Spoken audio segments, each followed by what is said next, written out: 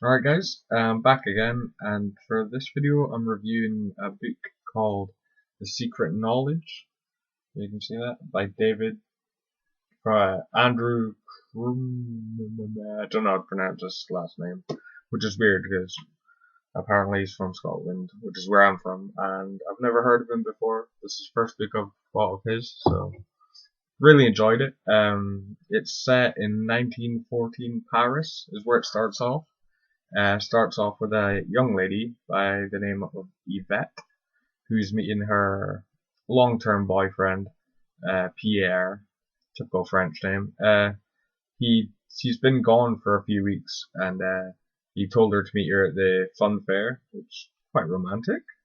And yeah, they meet up for the first time in 3 weeks, and he says he's got something to tell her.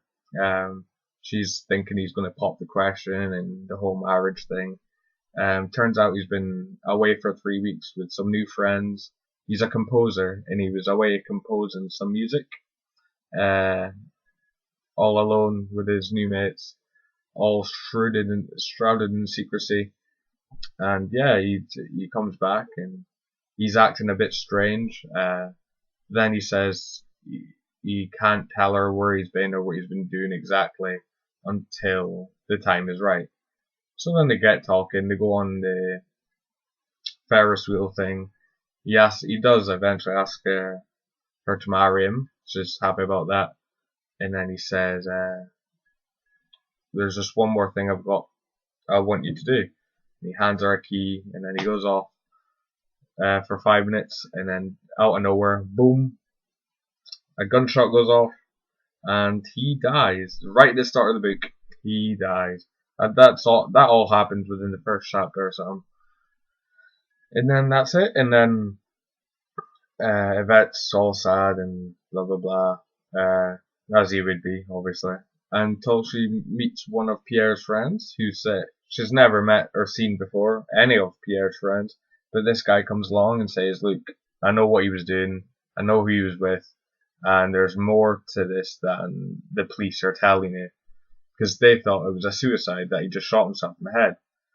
Apparently there's a bit of a conspiracy going on, and the people Pierre was actually composing music with are a bunch of conspiracy theorists and doing something that no one else knows about. And yeah, and then it cuts to modern day Britain with another composer down on his luck by the name of David Conroy, and he's down in his luck. He teaches part time. He used to be a semi-famous composer. There's a lot of classical music in this, by the way.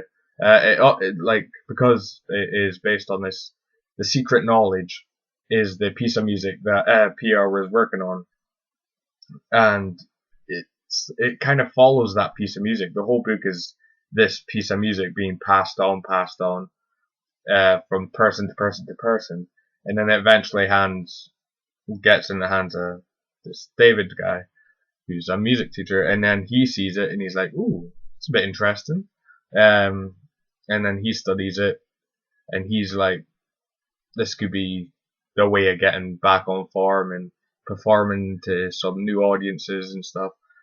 But then he finds out that there's other people looking for it, and that this is more of a burden than a gift, really.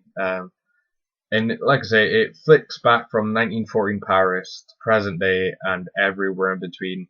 It goes from France to Scotland to France again. It's very back and forth. However, there is a lot of plot twists, and there's a lot of things to keep you hanging on when you're reading it. Like, there's a lot of surprises in this book, like a lot of mystery, and then like it's really well written to like where the, because I'm usually one of the people that'll be like, right, I'll read a chapter now, put it down, read a chapter later.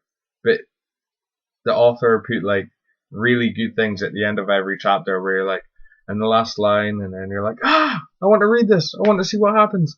So I ended up, the first time reading it, I ended up getting through a lot of chapters. However, it does kind of simmer down, and like halfway through, it gets a bit like, not boring, but a bit too heavy, really. Like, a lot of it is philosophy and sociology based. Like, there's a lot of deep conversations of philosophizing about the world and life and what it means. And there's one little part in particular between two of the characters that is just, I think, 10 pages of just philosophizing about the world, which it's alright, but they could have dumbed it down, shortened it down, and not made it last 10 pages. But then after that, boom, gets amazing again near the end, and it's more twists and plot turns, and all in all, like, I'd give it a heavy 3.5 out of 5, if not a 4. Like I say, if it wasn't for that bit in the middle where it just kind of, I didn't see it was relevant, but it was alright, but yeah, but for the first half and near the end part is just amazing. Well written, like I say, and it keeps you reading, it keeps you flicking. Like, you can't put it down. You can't say, right at the end of this chapter, I'll put it down, because there's constantly more turns and twists, so I definitely recommend this. That's The Secret Knowledge by Andrew Crumey. So yeah, I've never heard of this author before, so if anyone's heard of him or read any of his other books, give me a shout and let me know what you think, because I just bought this book on a whim because I liked the cover photo. I think it was really good, so I bought that. And so that's that. And I've just started Jack Kerouac on the Road, so I'll be reviewing this soon. I'm already like nearly finished it. I'm at page 155, so this review should be up in the next day or two. But yeah, thanks for checking it out. The page. If you like it, like and click the sub button. But yeah, hopefully see you soon. Bye.